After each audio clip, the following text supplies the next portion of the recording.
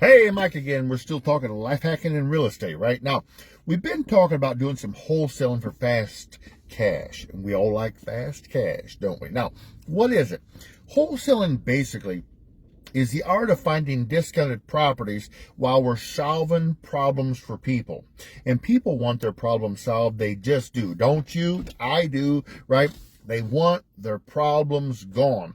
So if you find somebody who's behind in payments or about to be behind, or they lost a job, or there's a sickness, or they got a divorce, things happen. It's just the way life works sometimes. Now, one of the things I like to say when I talk to people is I may say, I can get you speed and convenience of selling your house. We can solve the problem. No realtor's commissions to pay. You don't have to mess with anything. In exchange, I need a steep discount. Sound fair? Or I just need a good deal. Now, your job is not to be a negotiating machine or a great arguer, none of that crap. No. Our job is to be a deal creator. No, it's not. We want to be a deal finder. I said that wrong. You want to be the person who simply finds the deal and puts it under contract. If they don't have a problem, move on. If they want full retail, move on. Your job is to find the good ones, right? That diamond in the rough, if you will. Now, it's a very simple business, a very simple concept. I didn't say it was easy. I said it's simple, right? You see, a lot of times when you're brand new and you're just getting started, you get to thinking that I've got to learn this and I've got to learn that and I've got to become an expert before I do anything. No, be an action taker. All you need to know how to do is to find the deal and put it under contract and assign it to somebody else. It's very simple. And as we keep going, you're going to learn this. Now, one of the things I like to do is I like to build a cash buyers list before I find the deal. Why? Well, because if I can find 2 or 3 or 4 flippers that or landlords that are looking for houses to buy, or they're looking for the next house to flip or to restore, they're just waiting. They don't necessarily have the time to spend on marketing. They're busy working on their project, right? Well, if I find a house and put it under contract, I can go to them and say, hey, here's a house that's going to be worth $100,000. I'll sell it to you right now for $70,000. And they're thinking, boom, I'm going to $30,000 profit right there. And let's say I've got it under contract for $65,000. I can make $5,000 by assigning the contract to them and letting them buy it with their money, and I still get paid, right? Now, why do I like to build the cash buyers list first? Because it gives you peace of mind. You sleep better at night knowing that if you put a house under contract, you can find a buyer, right?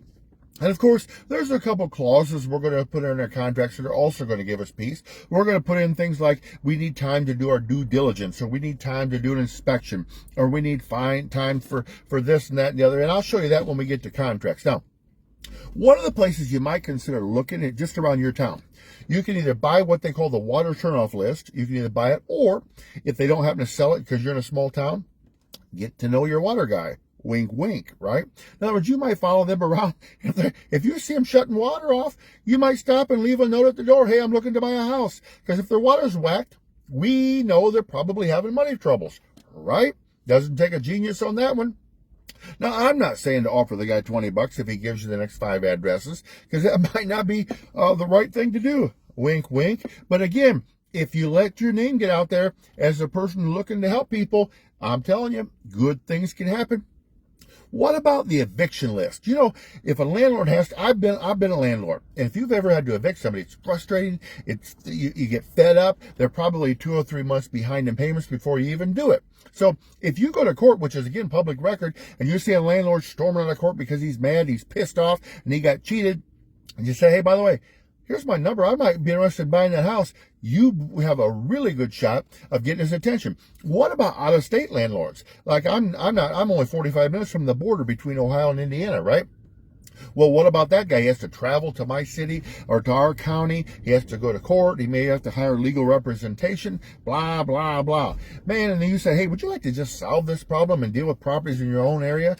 They may have got into it thinking this is a passive income. They bought into that dream of just buy a house and get rich. But landlording can drive you crazy. When they discover that, put it under contract, sell the house to the next landlord, and let him go crazy, right? Here's another idea. What about arrest records? What about, there's actually what they call every time there's an arrest, 24 hours later, that's public record. They publish it. Do you realize that if you look up that person's name, go to the county website, put in that address, you can probably find out where they live, right? That's in the arrest record. And then you look that up at the county website, and that will tell you who owns the house and what their mailing address is. Send a little simple handwritten note to that homeowner. Hey, would you like to sell that house? I'm interested. Your phone number and your first name. Because if the person's got arrested, let's say they got a drug problem or whatever, maybe they domestic violence, maybe they've been behind a month or two in their rent and the landlord's already up to here, right? Or maybe they're the homeowner and due to court orders, they've got to sell it, get out of town. You never know. I'm not saying I'm glad they have a problem, but don't let their problem become your problem. Let their problem become your opportunity and make yourself $3, $4, $5, $6, $7, $10,000, right? You see, what about, again, I was talking about the landlords that get into this for the passive income. You know, those people on TV, they're like, oh, you just buy a house and sit back on the beach and collect rent. And I have a lot of people say, well, I'm going to hire property managers that are going to deal with all of it for me. Yeah, they are, baby. You think they're going to do all that work and take care of all those headaches for a measly 10% of the rent? Wow, you're bringing in $1,000, they're going to make $100 and they're going to babysit it. They ain't going to take near as good a care of it as the landlord. They don't. You see, when landlords have a house, if they keep an eye on it, the problem's all right. But when they ignore problems, they get worse, don't they? What about the poor landlord? The neighbors just called him later this week. Hey, did you know they're trashing your house? What? Did you know they got 4 cars in the yard up on blocks? What? Yeah, they got 3 wash machines and 2 refrigerators sitting out back too. And they start driving them crazy. You don't have to call them. Send them a handwritten note. Hey, dear John, I thought you might be interested in selling the house. Call me, 419-555-1212, right? These things work.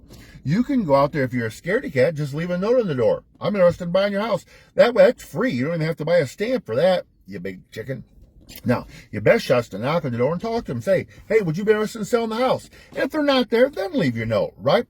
If you want it, now, if you're not broke and money's a little bit looser for you and you're able to, you can order some postcards that say, hey, I'm interested in buying your house. Call me. And all you have to do is hand address it. You don't have to send out 10,000 at a time. You can send out 19 postcards.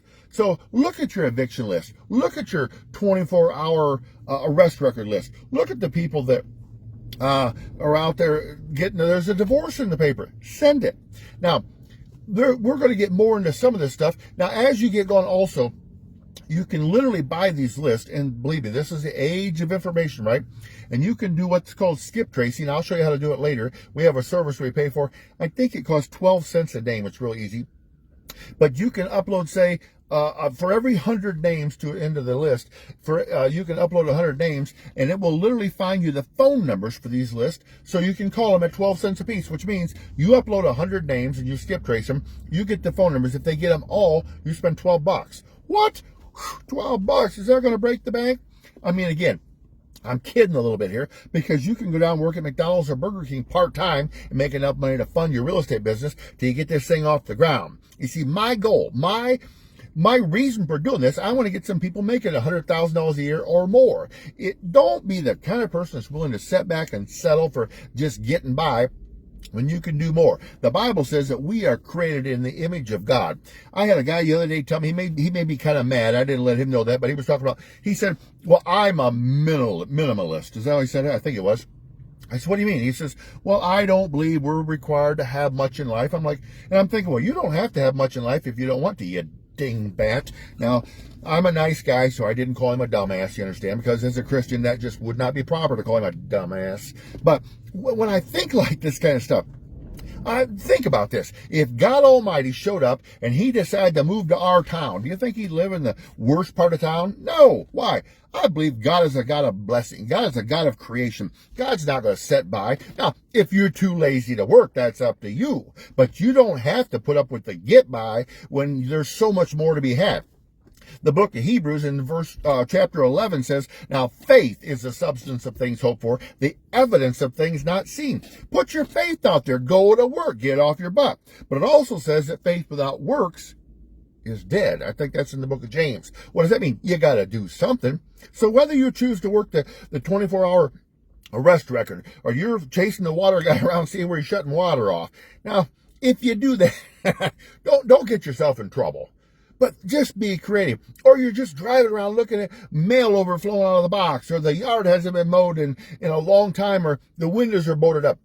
guys and gals, you can make some money if you will apply yourself. So this is Mike saying, hey, I know we've been talking life hacks and real estate, and I'm excited for you because on this journey, I want some people to make some money. Sound fair? This is Mike with American House Guys signing off. I got to get back on the road. I pulled over so I wouldn't lose signal today. Talk to you soon.